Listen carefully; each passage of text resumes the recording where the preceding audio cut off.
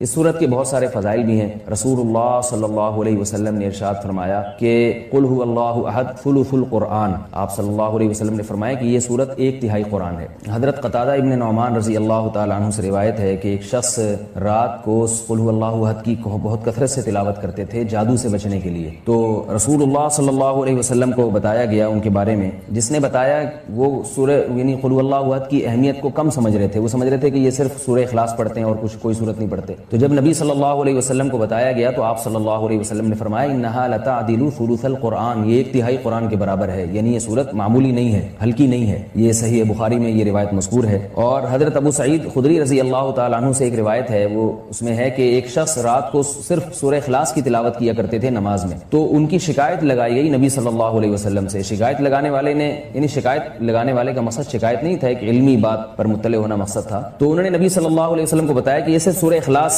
پڑھتے ہیں، یعنی وہ بھی سمجھ رہے تھے کہ یہ تو ایک چھوٹی سی صورت ہے اور بھی قرآن پڑھنا چاہیے۔ تو آپ صلی اللہ علیہ وسلم نے اس موقع پر بھی فرمایا کہ انہا لتعدل ثلث القرآن، فرمایا کہ یہ صورت ایک تہائی قرآن کے برابر ہے، یعنی یہ صورت معمولی صورت نہیں ہے۔ حضرت عائشہ رضی اللہ تعالی عنہا سے روایت ہے کہ آپ صلی اللہ علیہ وسلم جب بستر کی طرف جاتے تو آپ صلی اللہ علیہ وسلم قل هو اللہ احد، قل اعوذ برب الفلق، قل اعوذ برب الناس، یہ تینوں صورتیں پڑھ کے اپنے ہاتھ پہ پھونک مارتے اور اپنا ہاتھ پورے جسم پہ پھیر لیتے۔ یہ اہتمام آپ صلی اللہ علیہ وسلم نے اس وقت فرمایا جب آپ صلی اللہ علیہ وسلم پر جادو ہوا، اس کے بعد آپ صلی اللہ علیہ وسلم کا ہمیشہ یہ معمول رہا ہے۔ یہ بھی صحیح بخاری کی روایت ہے۔ صحیح بخاری کی ایک اور روایت میں ہے کہ حضرت عائشہ رضی اللہ تعالی عنہا فرماتی ہیں کہ ایک مرتبہ رسول اللہ صلی اللہ علیہ وسلم نے جہاد کے لیے ایک لشکر بھیجا، تو اس میں جو امام تھے وہ سورہ اخلاص کی بہت زیادہ تلاوت کیا کرتے تھے نماز میں۔ صحابہ کرام کا جب یہ لشکر واپس لوٹا ہے تو آپ صلی اللہ علیہ وسلم کو بتایا گیا کہ یہ سورہ اخلاص بہت زیادہ پڑھتے تھے نماز میں، تو آپ صلی اللہ علیہ وسلم نے ان سے پوچھا کہ تم یہ کام کیوں کرتے تھے، سورہ اخلاص تم اتنی زیادہ کیوں پڑھتے تھے؟ تو ان صحابی نے فرمایا کہ اس میں رحمان کے اوصاف بیان کیے ہیں، اللہ کی حمد و ثنا ہے، اور اس وجہ سے مجھے اس سورت سے محبت ہے، یعنی محبت ہے جس کی وجہ سے میرا دل چاہتا ہے میں اس کی بار بار تلاوت کروں۔ تو آپ صلی اللہ علیہ وسلم نے فرمایا کہ صحابہ سے فرمایا کہ ان کو خبر دے دو کہ اللہ بھی تم سے محبت کرتے ہیں، یہ بھی ایک سورت کی ایک بہت بڑی فضیلت ثابت ہوتی ہے۔ اور عبد الرحمن ابن ابزہ رضی اللہ تعالیٰ عنہ سے روایت ہے کہ رسول اللہ صلی اللہ علیہ وسلم وتر کی نماز میں پہلی رکعت میں سبح اسم ربک الاعلی، دوسری میں قل یا ایھا الکافرون، اور تیسری رکعت میں سورہ اخلاص کی تلاوت کیا کرتے تھے۔ تو وتر میں تیسری رکعت میں سورہ اخلاص کا پڑھنا یہ فضیلت کی چیز ہے۔ حضرت عقبہ ابن عامر رضی اللہ تعالیٰ عنہ سے روایت ہے کہ میں ایک مرتبہ رسول اللہ صلی اللہ علیہ وسلم سے ملا تو آپ صلی اللہ علیہ وسلم نے فرمایا کہ کیا میں تمہیں ایسی صورت کی خبر نہ دوں کہ نہ وہ صورت اللہ نے تورات میں نازل کی، نہ ایسی صورت اللہ نے انجیل میں، اور نہ ہی ایسی صورت اللہ نے کسی اور مقام پہ قرآن مجید میں نازل کی؟ میں نے عرض کیا ضرور یا رسول اللہ۔ تو آپ صلی اللہ علیہ وسلم نے فرمایا وہ صورتیں قل هو اللہ احد، قل اعوذ برب الفلق اور قل اعوذ برب الناس ہیں۔ اور آپ صلی اللہ علیہ وسلم نے فرمایا کہ کوئی بھی رات ایسی نہیں ہونی چاہیے جو ان صورتوں کی تلاوت کے بغیر گزر جائے، یعنی ہر رات میں یہ تینوں صورتوں کی تلاوت لازمی کیا کرو۔ تو عقبہ ابن عامر رضی اللہ تعالیٰ عنہ فرماتے ہیں پھر پوری زندگی مجھ سے کبھی بھی ان تینوں صورتوں کی تلاوت رات میں نہیں چھوٹی اور کبھی بھی ناغہ نہیں ہوا۔ اور حضرت ابو ہریرہ رضی اللہ تعالیٰ عنہ سے ایک اور روایت ہے کہ رسول اللہ صلی اللہ علیہ وسلم نے کسی شخص کو قل اللہ احد کی تلاوت کرتے ہوئے دیکھا تو آپ صلی اللہ علیہ وسلم نے فرمایا کہ واجب ہو گئی۔ صحابہ نے پوچھا یا رسول اللہ کیا چیز واجب ہو گئی؟ آپ نے فرمایا کہ اس کی تلاوت کرنے والے کے لیے جنت واجب ہو گئی۔ یہ تو اس صورت کے کچھ فضائل تھے جو میں نے آپ کے سامنے بیان کیے۔ اس صورت میں ہمیں اسباق کیا ملتے ہیں؟ پہلی تو سبق ہمیں توحید کا ملتا ہے کہ اسلام توحید کے بغیر کامل نہیں ہے، بلکہ اسلام مقبول ہی نہیں ہے۔ آج بہت سارے لوگ اللہ تعالیٰ کو معبود تو کہتے ہیں مگر اللہ کے سوا مشکل کشا، حاضر ناظر اور مختار کل ایسے ایسے الفاظ ایجاد کیے ہوئے ہیں جو غیر اللہ پر بھی اس کا اطلاق کرتے ہیں۔ بعض لوگ قبر پرستی کا شکار ہیں، بعض لوگ رسول اللہ صلی اللہ علیہ وسلم کو عالم الغیب کہتے ہیں، حاضر ناظر کہتے ہیں، جبکہ ہمیں اس صورت میں کیا سبق مل رہا ہے کہ اللہ یکتا ہے، اس جیسا کوئی بھی نہیں۔ تو اللہ اگر مشکل کشا ہے، حاجت روا ہے، تو پھر اگر ہم مخلوق کو بھی مشکل کشا اور حاجت روا کہہ دیں تو اس کا مطلب یہ ہوا کہ مخلوق بھی اللہ جیسی ہے۔ اس لیے کہ جو معبود ہے اس کی دو بنیادی صفات ہیں، علم اور قدرت۔ معبود میں دو چیزوں کا ہونا ضروری ہے، یعنی آپ جس کی عبادت کرتے ہیں اس میں دو صفات کا اعلیٰ وجہ الکمال ہونا ضروری ہے۔ ایک یہ کہ اس کی قدرت کامل ہو، وہ جو چاہے کر سکتا ہو، اور اسے اس کا علم کامل ہو، جیسے کہ قرآن مجید میں آتا ہے اللہ الذی خلق السبع سماوات ومن الارض مثلہن یتنزل الامر بینہن لتعلموا ان اللہ علی کل شیء قدیر وان اللہ قد احاط بکل شیء علما۔ اس آیت کا حاصل کیا ہے کہ اللہ نے اس پوری کائنات کو اس لیے بنایا تاکہ تاکہ اللہ کے بارے میں دو چیزوں کا لوگوں کو یقین آ جائے. ایک یہ کہ لتعلموا ان اللہ علی کل شیء قدیر، کہ اللہ ہر چیز پر قادر ہے، وان اللہ قد احاط بکل شیء علما، اور اللہ کے علم سے کوئی بھی چیز خارج نہیں ہے، یعنی مختار کل بھی اللہ ہے اور عالم الغیب بھی اللہ ہے. تو اگر آپ اللہ کے علاوہ کسی اور کو بھی ان صفات میں اللہ کے ساتھ شریک کر دیں، چاہے وہ ذاتی کہہ کے کریں یا عطائی کہہ کے کریں، کسی بھی طرح سے کر دیں، یعنی بعض لوگ یہ کہتے ہیں کہ اللہ مشکل کشا ہے، لیکن اللہ نے اپنی مخلوق میں سے بعض پیغمبروں کو مشکل کشا بنا دیا ہے، اور اللہ عالم الغیب ہے لیکن اللہ نے اپنی مخلوق میں سے بعض پیغمبروں کو عالم الغیب بنا دیا ہے. تو یہ غلط ہے. اسی کی قرآن جگہ جگہ نفی کر رہا ہے کہ علم غیب میں اور قدرت میں اللہ جیسا کوئی بھی نہیں ہے. اس لیے اس سورت سے ہمیں یہ سبق ملتا ہے. دوسرا ہمیں سبق ملتا ہے کہ لم یلد ولم یولد، کہ اللہ کے بارے میں یہ عقیدہ رکھنا کہ اس نے جنا ہے، جیسے کہ عیسائی کہتے ہیں حضرت عیسیٰ علیہ السلام اللہ کے معاذ اللہ بیٹے ہیں، تو اللہ نے کسی کو نہ تو بیٹا بنایا اور نہ اللہ نے جنا. بعض عیسائی کہتے ہیں کہ اللہ نے حضرت عیسیٰ کو جنا ہے معاذ اللہ، لیکن عیسائیوں میں جو جمہور ہیں وہ یہ کہتے ہیں کہ اللہ نے جنا تو نہیں ہے. لیکن آج انشاءاللہ اس کے بارے میں، دعا کے بارے میں کچھ بات کروں گا کہ ہم لوگ دعاؤں سے بہت زیادہ غافل ہیں. اللہ تعالیٰ نے قرآن مجید میں دعا کے بارے میں فرمایا ادعوا ربکم تضرعا وخفیا، اپنے رب کو پکارو عاجزی کے ساتھ اور چپکے سے. جیسے اللہ نے نماز کا حکم دیا، اللہ نے زکوٰۃ کا حکم دیا، بالکل اسی طرح سے اللہ نے مانگنے کا حکم بھی دیا ہے کہ ہم کس سے مانگیں؟ اللہ سے مانگیں، اور مانگیں یعنی اللہ کے علاوہ کسی اور سے نہیں مانگیں، اور اللہ سے بھی باقاعدہ مانگیں، مانگنے کا عمل جاری رکھیں.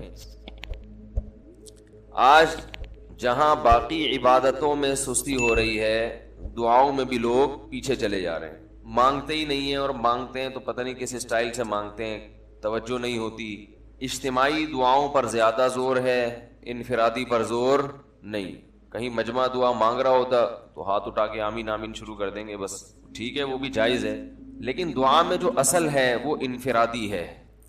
دیکھیں، جب آپ کسی سے اپنی حاجت پوری کرنے کے لیے، کچھ مانگنے کے لیے جاتے ہیں، تو اکثر آپ کی کوشش ہوتی ہے کہ اس سے اکیلے میں ملوں.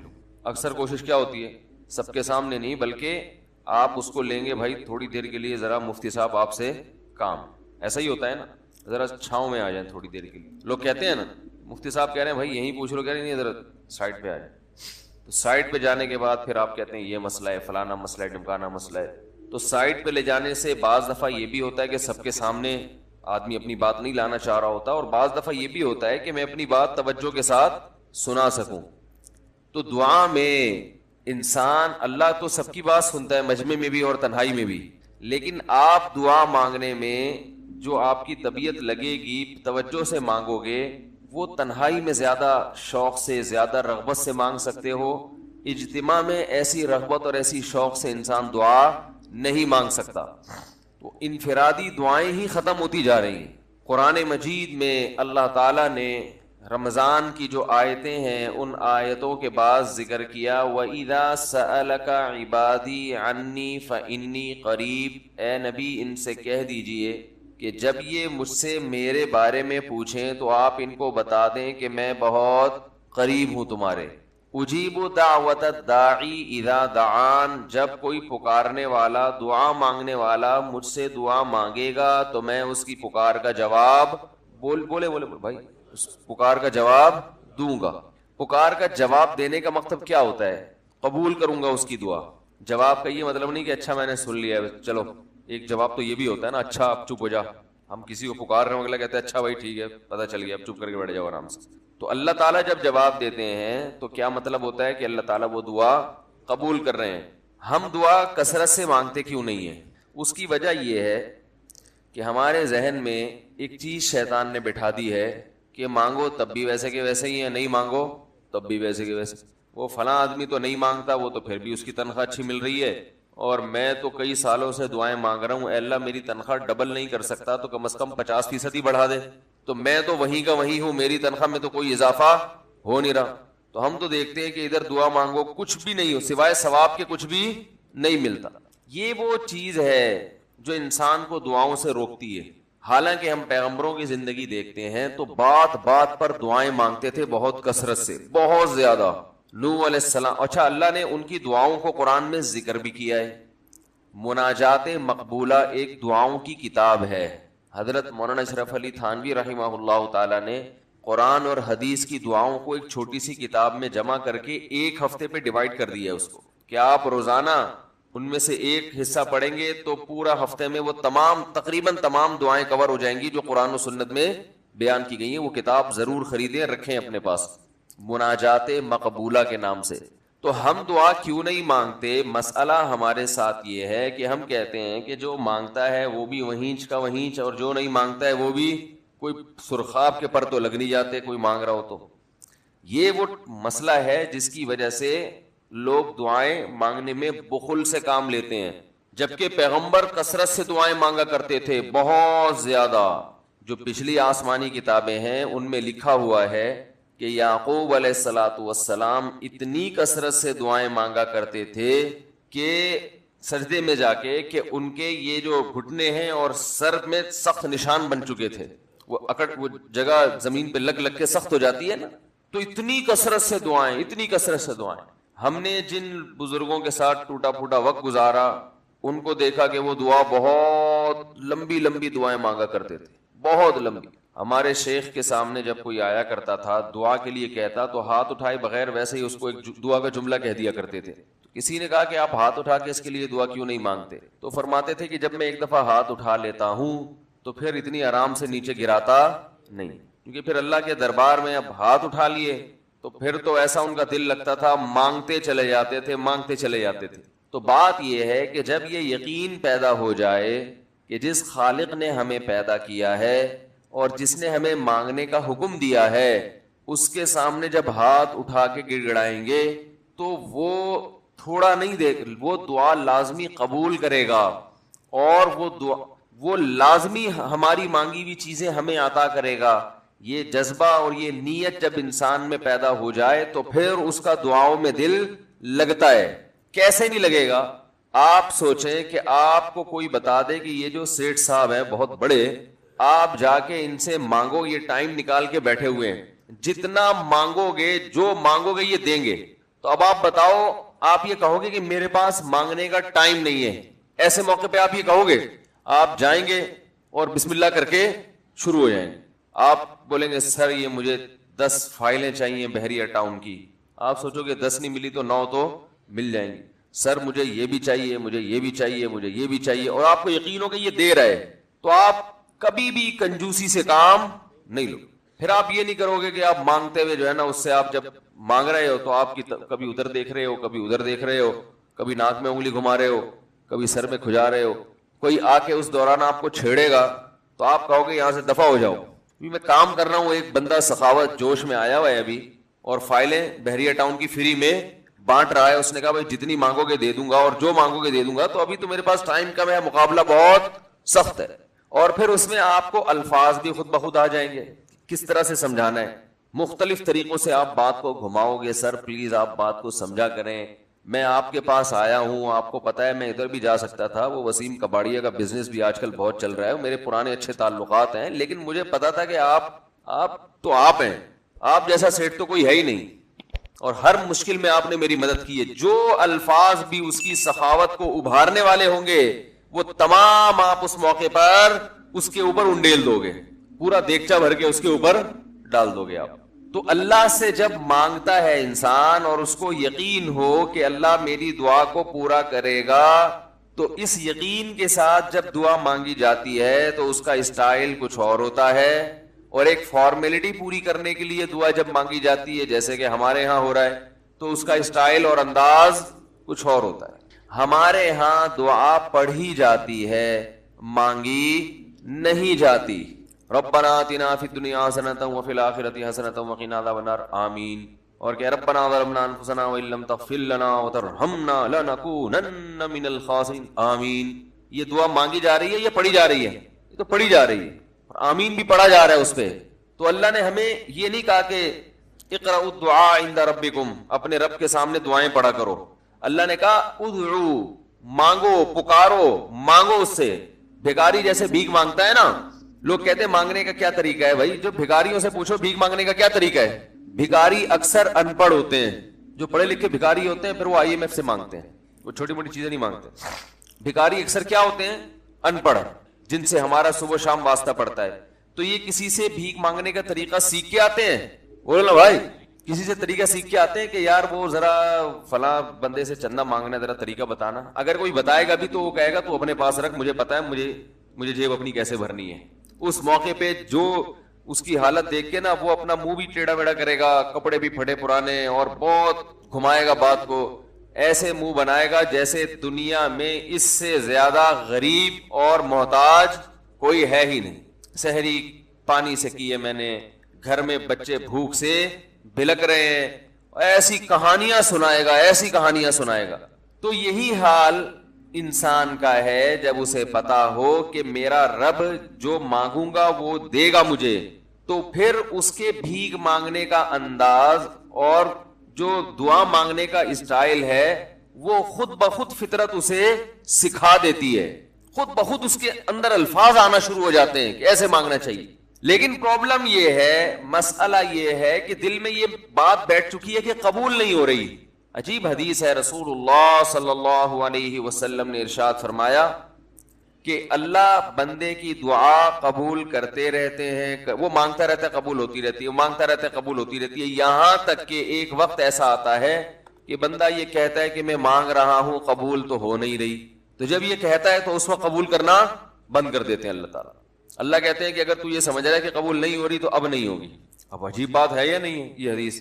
بھائی وہ بندہ کئی سال سے دعائیں مانگ رہا تھا اور پھر آخر میں آ کے کہتا ہے کہ قبول تو ہو نہیں رہی، تو ظاہر ہے کچھ نہیں ہو رہی ہوگی، تبھی تو کہہ رہا ہے نا.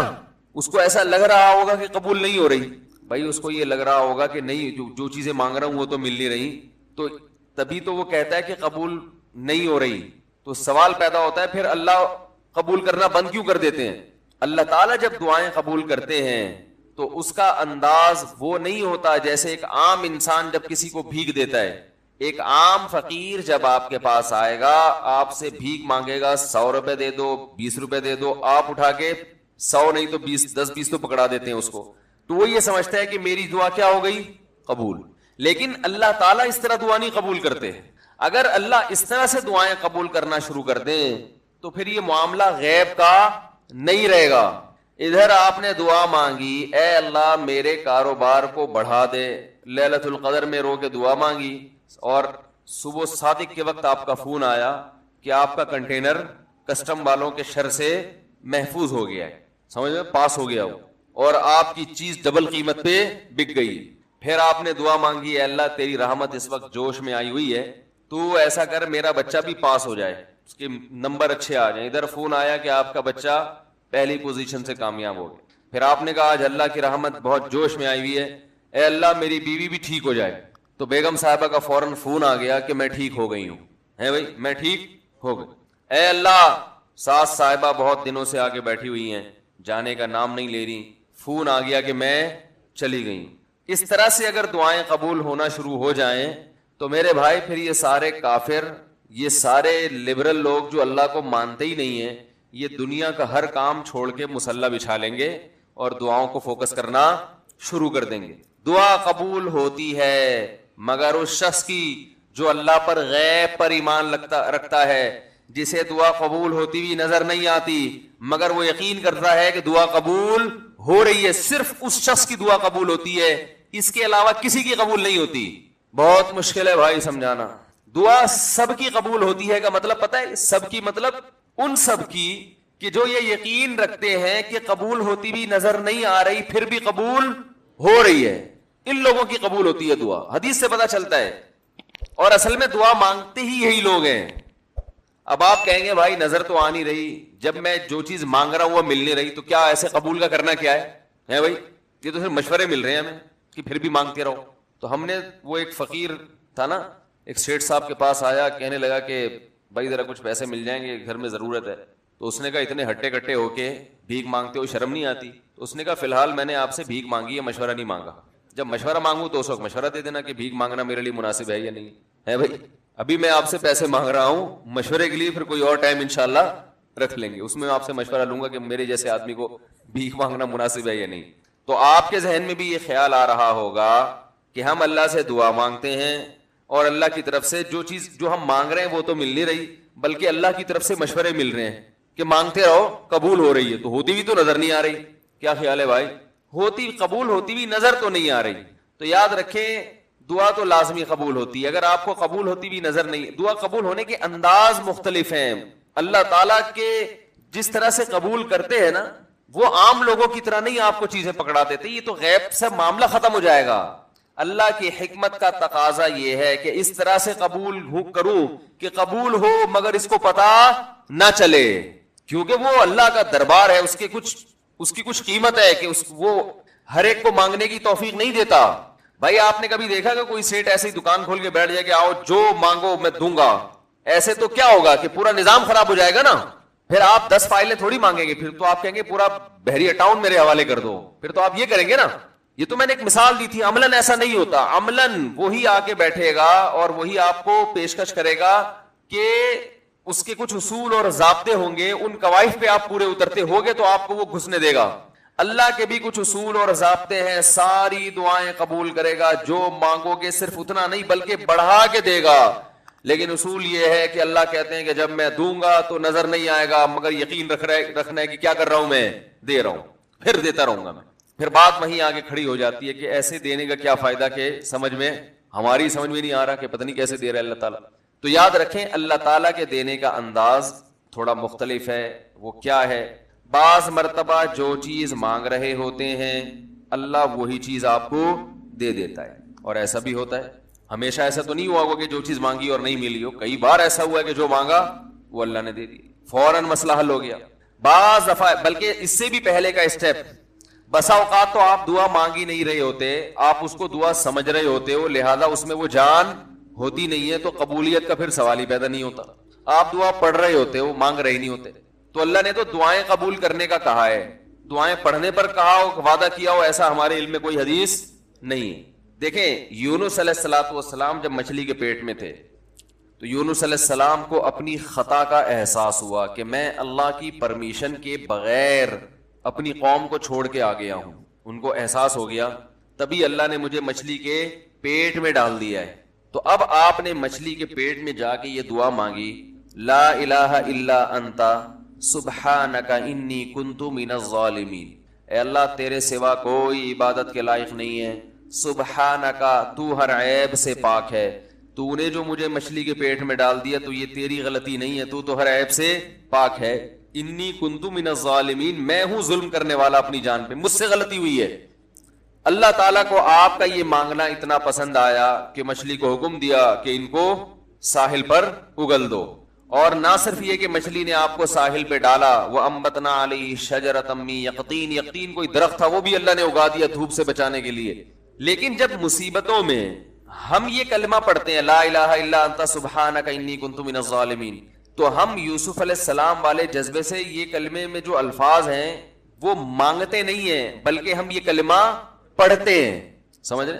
پڑھنے کی بھی برکتیں ہوتی ہیں, میں اس کا منکر نہیں ہوں, لیکن ہمارے جو ورڈنگ ہوتی ہے نا وہ مانگنے کا اسٹائل نہیں ہوتا. ہم چھوٹے بچے تھے تو مسجد میں آیت کریمہ کا ورد ہوا کرتا تھا کہ بھائی حالات خراب ہیں آج کل, امام صاحب اسپیکر پہ اعلان کر کے بلاتے تھے, آ جاؤ بھائی آیت کریمہ کا ورد ہوگا, لا الہ الا انت سبحانک انی کنت من الظالمین, 5 لاکھ دفعہ پڑھا جائے گا. تو ہم مسجد میں آتے, وہ مسجد میں دانے ہم تو آتے تھے, اس کے بعد جلیبیاں بھی ملتی تھیں, بڑی گرم گرم ٹائٹ جلیبیاں ہوتی تھی. اب تک وہ مزہ نہیں آیا جلیبی میں, تو وہ جلیبیاں بھی ہوتی تھی, اوپر دانے رکھے ہوئے ہوتے تھے, وہ 5 لاکھ دانے ہوتے تھے, ختم کرنے ہوتے تھے. تو پھر ہم کیا کریں, لا الہ الا انت سبحانک انی کنت من الظالمین, لا الہ الا انت سبحانک. اس میں فراڈ نہیں کرتے تھے, پڑھتے پورا تھا الحمدللہ. بعض لوگ تو کیا کرتے تھے, ایک مٹھی لی لا الہ الا انت سبحانک انی کنت من الظالمین, پھونک مارا اور سائڈ پہ رکھ دیا. وہی ڈرامے بھی ہوتے تھے, لیکن ہم پورا ہی پڑھتے تھے. لیکن اس میں مانگنے کا انداز تو نہیں ہوتا تھا, لا الہ الا انت سبحانک انی. پھر اس میں بچے تھے, شرارت بھی شروع ہو جاتی تھی. پھر دیکھنے کوئی ادھر دیکھ رہا ہے تو ایک دانہ اٹھایا, لا الہ الا انت سبحانک انی کنت من الظالمین, یوں کر کے اس کی ناک پہ مارا ہے. کوئی ادھر دیکھ رہا ہے تو اس کی جیب میں ڈال دیا. تو یہ دعا مانگی جا رہی ہے, یہ تو پڑھی جا رہی ہے, ایک فارمیلٹی ہے کہ 5 لاکھ پورے کرنے ہیں, اس کے بعد جلیبی کھانا ہے اور نکلنا ہے. تو آج بھی ایسا ہی ہو رہا ہے. امام صاحب دعا مانگتے ہیں, لوگ کہتے ہیں یار چلو جب نماز پڑھ لی, 4 رکعتیں پڑھ لی, سلام بھی پھیر لیا, تو اس میں کیا جا رہا ہے, یہ بھی پورا ہی کر لو. ایسا ہی ہوتا ہے نا, یہ بھی پورا ہی کر لو, آمین آمین کہہ لیں گے. امام صاحب ڈرائیور ہیں, ہم پیچھے مقتدی ہیں, تو جہاں اتاریں گے وہیں اتریں گے ہم لوگ, پہلے تو نہیں اتر سکتے. تو یہ ایک لوگوں کے ذہن میں تصور ہے. نبی صلی اللہ علیہ وسلم نے فرمایا اللہ ظاہر قلب کے ساتھ دعا کی طرف توجہ نہیں دیتے. ظاہر قلب کا مطلب آپ کا دل حاضر نہیں ہو, کچھ اور سوچ رہے ہو, اور ادھر سے آپ نے ویسے ہی ایک فارمیلٹی پوری کرنے کے لیے. اللہ کہتے ہیں کہ جب تو مانگنے میں مخلص نہیں ہے تو میں تجھے کیوں دوں؟ تو مانگنے میں ہی مخلص نہیں ہے. تو بعض دفعہ بلکہ اکثر ایسا ہوتا ہے کہ ہماری دعا میں جان ہی نہیں ہوتی.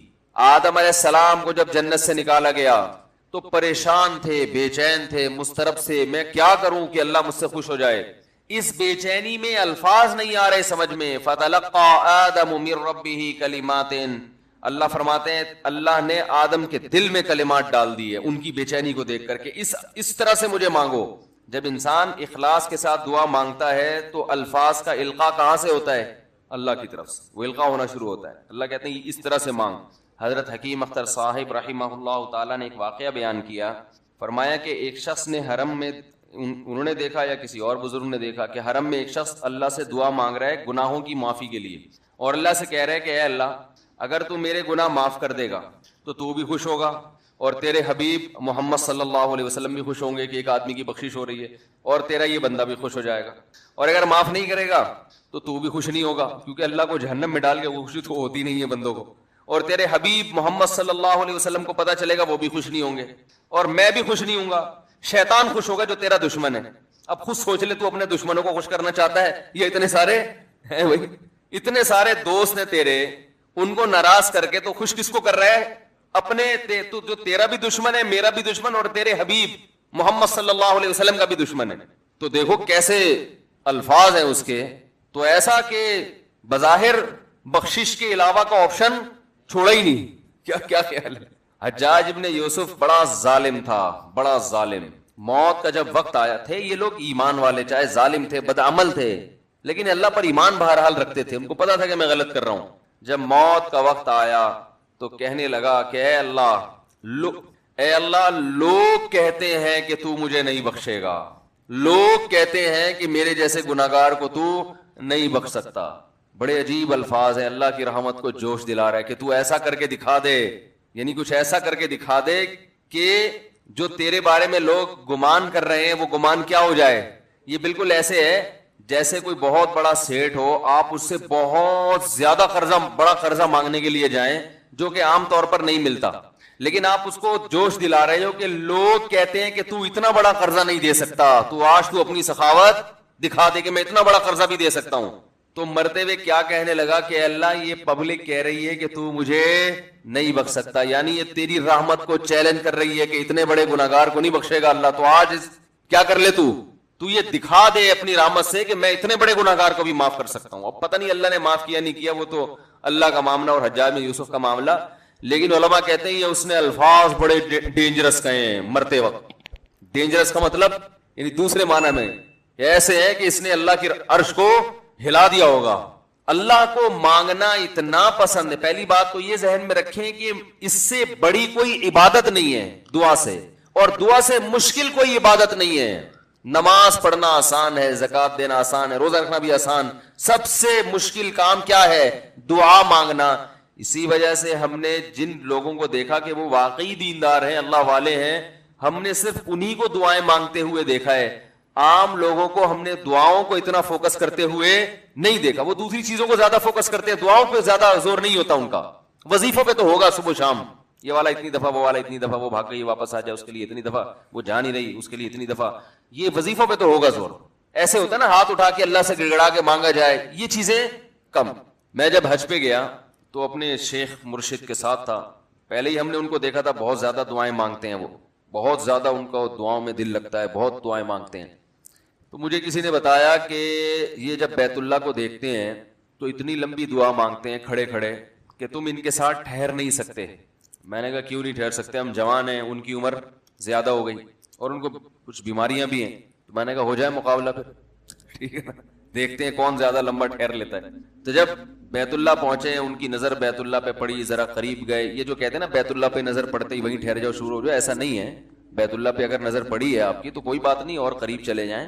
کوئی دوسرا عمل کرنے سے پہلے دعا مانگیں. پہلی نظر کا مطلب یہ ہوتا ہے کہ جب نظر پڑی ہے تو اب طواف شروع کرنے سے پہلے یا کوئی دوسرا عمل کرنے سے پہلے آپ جا کے دعا مانگیں. تو وہ دور سے نہیں بلکہ جتنا قریب جا کے مانگیں اتنا زیادہ اچھا. لوگ کیا کرتے ہیں, یوں منہ نیچے کر کے جا رہے ہوتے ہیں کہ پہلی نظر پڑ گئی تو پھر دعا کا موقع نکل جائے گا, تو یوں وہ ٹکرا بھی جاتے ہیں. کچھ نہیں ہوتا, نظر پڑ جائے تو اور تھوڑا قریب جائیں, قریب جا کے دعا مانگیں. تو ان کو ہم نے دیکھا کہ انہوں نے دعا مانگنا شروع کی, میں بھی کھڑا ہو گیا ساتھ میں, ہم نے کہا چلو ہم بھی مانگتے ہیں. تو وہ اتنی دیر تک حالانکہ کمر میں بھی تکلیف, بیماریاں بھی ہیں, شوگر بھی ہے, تو بالآخر میں نے ہتھیار ڈال, میں نے کہا میں اتنی دیر کھڑا نہیں ہو سکتا. اور میں پھر اب بیٹھتے ہوئے شرم بھی آ رہی تھی کہ وہ بولیں کہ میری عمر زیادہ ہے اور یہ دیکھو ابھی جوان, شادیاں تو کرتا رہتا ہے, تو یہ کیا شادیاں کرے گا جو اب کھڑا نہیں ہو سکتا اتنی دیر.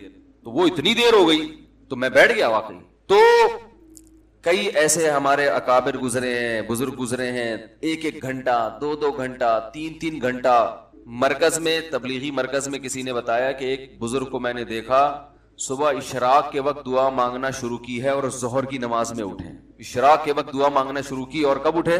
یہ وہ لوگ تھے جن کا دعاؤں میں دل لگتا تھا. اب بتائیں دعا مشکل عبادت ہے یا نہیں؟ حضرت عمر رضی اللہ تعالی عنہ کا قول ہے, فرماتے ہیں کہ مجھے اس بات کی پرواہ نہیں ہوتی کہ میری دعا قبول ہو رہی ہے کہ نہیں ہو رہی, مجھے اس کی فکر رہتی ہے کہ دعا مانگنے کی توفیق مل رہی ہے کہ نہیں مل رہی. کیونکہ اللہ جب ناراض ہوتا ہے نا کسی سے, مانگنے کی توفیق چھین لیتا ہے اللہ تعالیٰ. اور مانگنے کی توفیق دی ہوئی, اس کا مطلب اگر ناراض ہے بھی تو اتنا زیادہ نہیں ہے, تھوڑا بہت ہے, وہ تلافی چاہتا ہے کہ آپ کر لو.